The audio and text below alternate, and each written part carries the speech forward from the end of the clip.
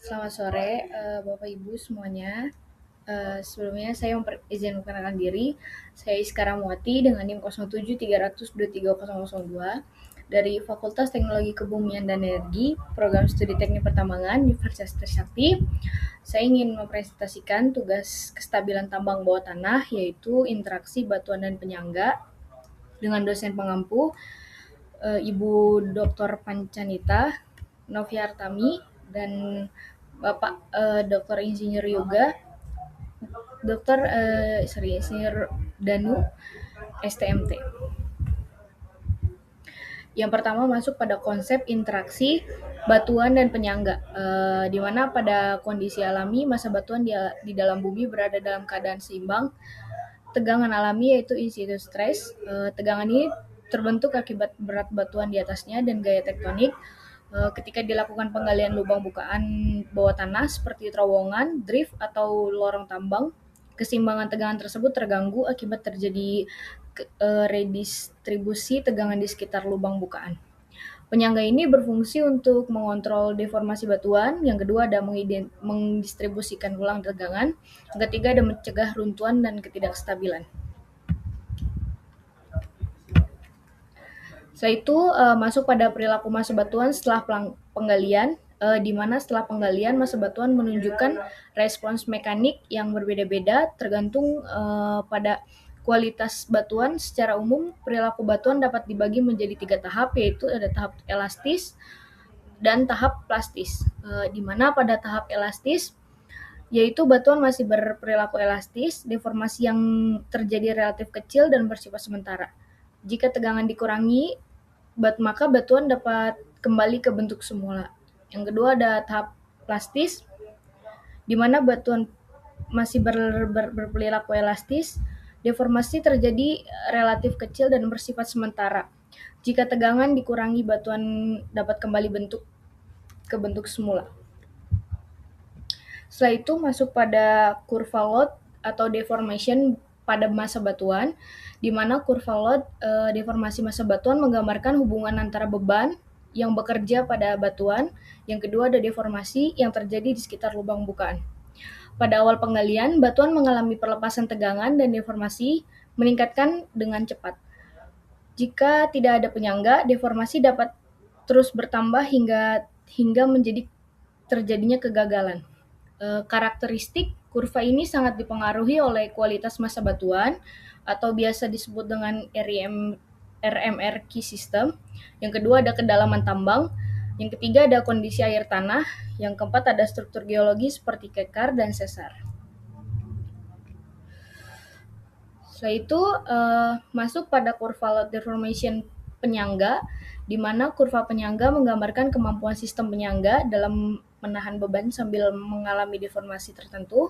Setiap jenis penyangga memiliki karakteristik kurva yang berbeda, terbagi menjadi 2, yaitu ada penyangga kaku atau biasanya pada baja atau beton. Kedua ada penyangga fleksibel, di mana ada rock bolt dan scald red yang pada penyangga kaku ini menahan beban besar dengan deformasi yang kecil, tetapi mudah gagal ketika deformasi batuan terlalu besar.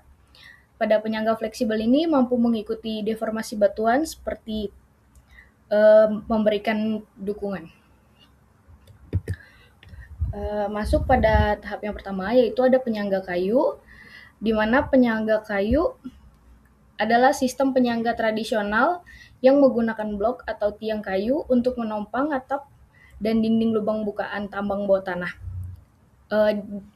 Lubang pada penyangga kayu ini memiliki prinsip yaitu bekerja sebagai penyangga pasif dan atau sampai semi aktif, yaitu mulai menahan beban setelah batuan mengalami deformasi. Kayu mampu menyerap energi deformasi karena sifatnya yang elastis. Yang kedua ada interaksi dengan batuan, di mana kayu dapat mengikuti perubahan bentuk batuan tanpa langsung patah, sehingga cocok untuk kondisi batuan yang mengalami konvergensi bertahap.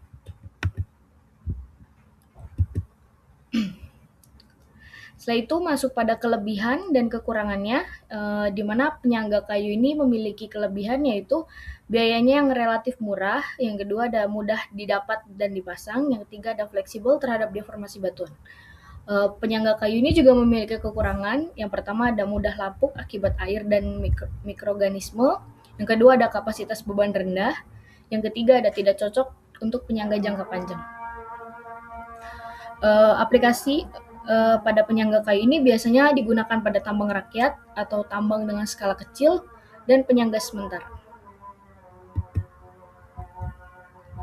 Setelah itu yang kedua ada penyangga besi atau baja, di mana penyangga baja berupa rangka yang terbuat dari profit baja seperti H-beam atau H-brem. Penyangga besi ini memiliki prinsip yaitu bekerja sebagai penyangga pasif kaku, menahan beban batuan secara langsung dengan kekuatan struktur baja. Pada interaksi dengan batuannya yaitu efektif pada deformasi kecil. Jika deformasi batuan terlalu besar, maka baja bisa mengalami tekuk dan kegagalan yang mendadak. Pada penyangga besi juga memiliki kelebihan dan kekurangan. Yang pertama ada kelebihannya yaitu kekuatannya tinggi, yang kedua ada tahan lama, yang ketiga ada tidak cocok untuk bukaan besar dan permanen. Pada kekurangan penyangga besi ini yang pertama ada biaya tinggi, kedua ada pemasangan rumit, ketiga ada kekurangan fleksibel terhadap deformasi besar. Aplikasi yang biasa digunakan dalam tambang bawah tanah biasanya terowongan utama, shaft, dan bukaan permanen. Setelah itu masuk pada penyanggaan beton atau concrete lining, di mana beton ini digunakan sebagai lapisan permanen yang melapisi dinding dan atap lubang bukaan. Prinsip kerja dari beton ini bekerja sebagai penyangga pasif yang sangat kaku, menahan beban batuan dengan kekuatan yang tinggi. Interaksi dengan batuan ini biasanya cocok untuk batuan yang relatif stabil. Pada batuan aktif, beton juga mudah retak jika deformasi besar terjadi. Pada penyanggaan beton ini juga memiliki kelebihan dan kekurangan, di mana kelebihannya yaitu sangat kuat dan stabil, yang kedua ada tahan air dan korosi, yang ketiga ada umur layanan yang panjang. Kekurangan pada penyangga beton ini yaitu biayanya yang relatif mahal, yang kedua ada waktu pengerasannya lama, yang ketiga ada tidak fleksibel. Biasanya aplikasi pada penyangga beton ini digunakan pada terowongan transportasi, terowongan ventilasi permanen. Setelah itu ada penyangga beton tembak atau biasa disebut scored thread, di mana beton ini disemprotkan ke dalam permukaan batuan menggunakan tekanan yang tinggi. Prinsip dari kerja beton tembak ini berfungsi sebagai penyangga tidak aktif awal, mengikat butiran batuan dan mencegah pelepasan batuan kecil. Itu ada interaksi dengan batuan, di mana sangat efektif pada fase awal bukaan, terutama bila dikombinasikan dengan rock bolt dan wear mesh. Pada beton tembak ini memiliki kelebihan dan kekurangan. Yang pertama ada cepat diaplikasikan, yang kedua ada mengikuti kontur batuan, yang ketiga ada dapat dikombinasikan dengan sistem lain. Kekurangan dari beton tembak ini pertama ada mutu tergantung metode aplikasi, kedua ada retak jika dideformasi secara berlebihan. Aplikasi yang digunakan biasanya pada tambang bawah tanah itu pada tambang bawah tanah modern dan NATM atau New Australian Turning Method. Setelah itu ada masuk pada baut buat batuan atau biasa disebut rock bolt, di mana rock bolt ini atau batang baja yang dipasang ke dalam batuan untuk mengikat lapisan batuan lemah ke batuan yang lebih kuat. Prinsip kerja dari baut batuan ini bekerja sebagai penyangga aktif dan meningkatkan kekuatan massa batuan secara keseluruhan. Interaksi dengan batuannya yaitu mengurangi deformasi dan mencegah terbentuknya blok batuan. Baut batuan ini memiliki kelebihan dan kekurangan juga. Yang pertama ada efektif meningkatkan kestabilan, yang kedua ada biaya relatif ekonomis, yang ketiga ada banyak variasi desain. Kekurangan dari baut batuan ini biasanya tidak efektif pada batuan sangat hancur. Yang kedua ada membutuhkan desain yang pemasangan yang tepat. Aplikasi yang biasa digunakan yaitu hampir semua tambang bawah tanah modern itu menggunakan baut batuan. Pada setiap penyangga saya juga menampilkan gambarnya atau contoh pada penyangga-penyangganya. Setelah itu penyangga WIRMS atau di mana jaringan kawat baja yang dipasang di permukaan batuan. Prinsip kerja dari WIRMS ini bekerja sebagai penyangga permukaan, menahan runtuhan batuan kecil, dan mendukung support rate.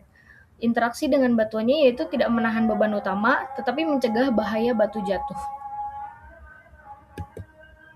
Setelah itu ada WIRMS juga memiliki kelebihan dan kekurangan, di mana kelebihan ini mudah dan cepat dipasang. Yang kedua ada meningkatkan keselamatan kerja. Kekurangan pada WIRMS ini tidak menahan beban besar. Kedua harus dikombinasikan dengan sistem lain. Aplikasi yang biasa digunakan WIRMS ini yaitu untuk dinding dan atap lubang bukaan dengan batuan transfragmentasi. Setelah itu masuk pada penyangga mekanis, di mana penyangga mekanis ini terbagi menjadi dua, yaitu ada hydraulic proof dan power proof support atau biasa disebut dengan PRS. Pada penyangga hydraulic proof ini, tiang hidrolik yang dapat menyesuaikan tinggi dan tekanan sesuai dengan deformasi atap.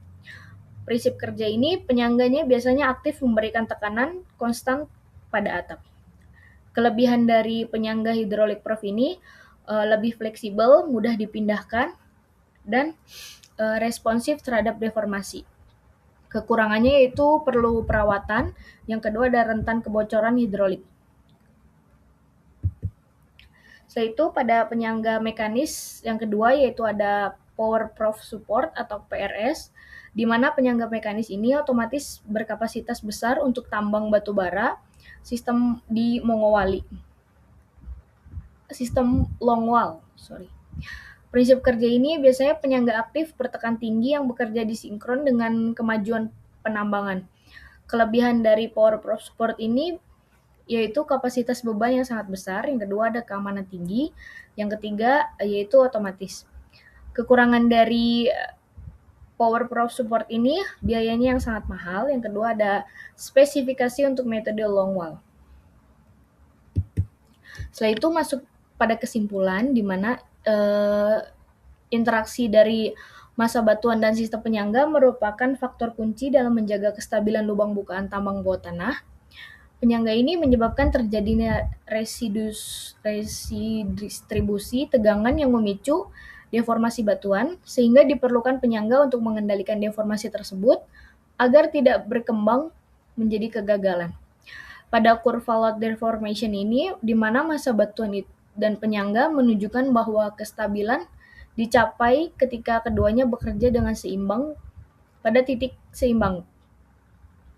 Penyangga yang efektif bukanlah penyangga yang paling kaku atau yang paling kuat, melainkan penyangga yang mampu bekerja sama batuan dengan deformasi yang terkendali. Berikut saya menampilkan daftar pustaka atau sumber-sumber yang saya dapat. Sekian presentasi dari saya, kurang dan lebihnya mohon maaf. Wabillahi taufiq wal hidayah. Wassalamualaikum warahmatullahi wabarakatuh. Selamat sore.